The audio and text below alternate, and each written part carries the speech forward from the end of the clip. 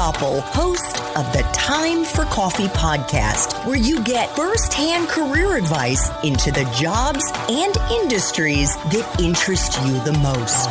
And before we start today's show, I have a quick favor to ask you. If you haven't already, I'd be incredibly grateful if you give us a rating and a review on iTunes. And if you're like me, you need to do it now because you'll forget later and because it's the best way to help others who may be in search of career advice to find this free resource. So press pause if you haven't done it and do it right now. I'll wait. Thanks so much and enjoy today's show.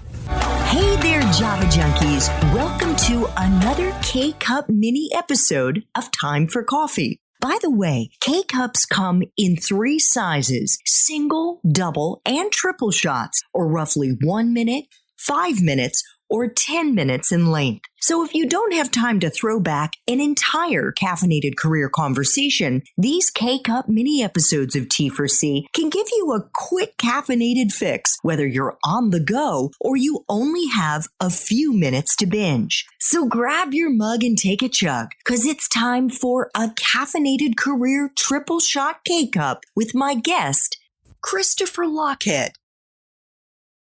Before we get to the final 2 questions that I try to ask all of my guests, Chris, I know that our listeners would be incredibly grateful to get your best advice to them if you were in their shoes today and you had just finished school and you wanted to get into marketing in a company.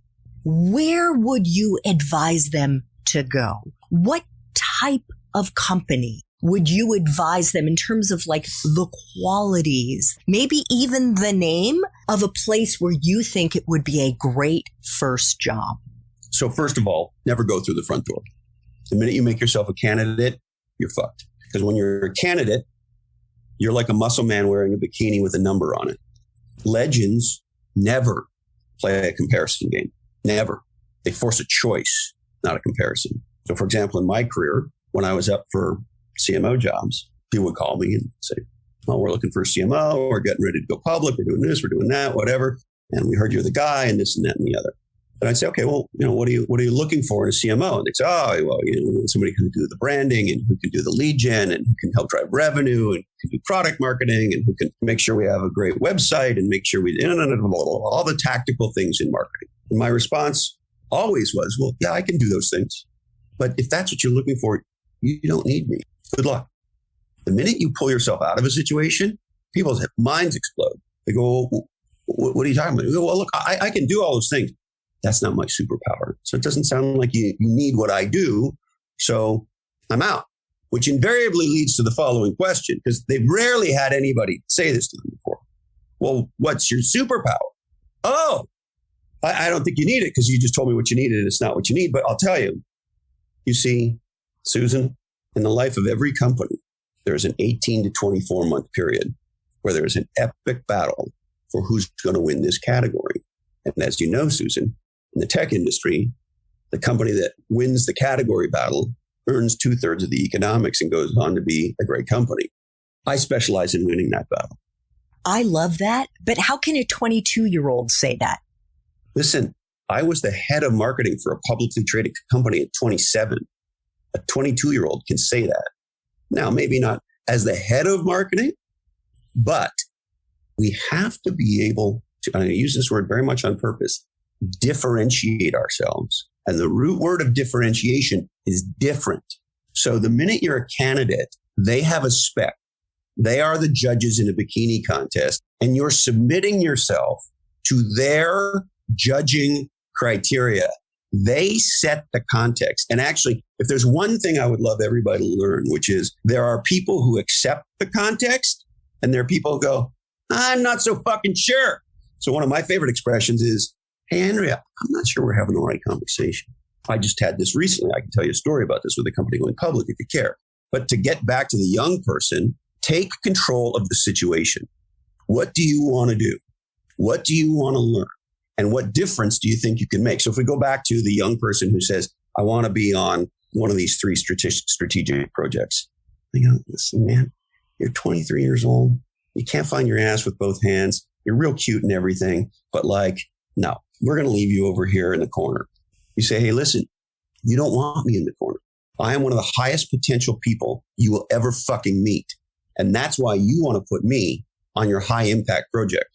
Because what I lack in experience, what I lack in age, I will make up for with enthusiasm, with commitment, with a desire to produce legendary results and learn like nobody you've ever seen in your fucking career.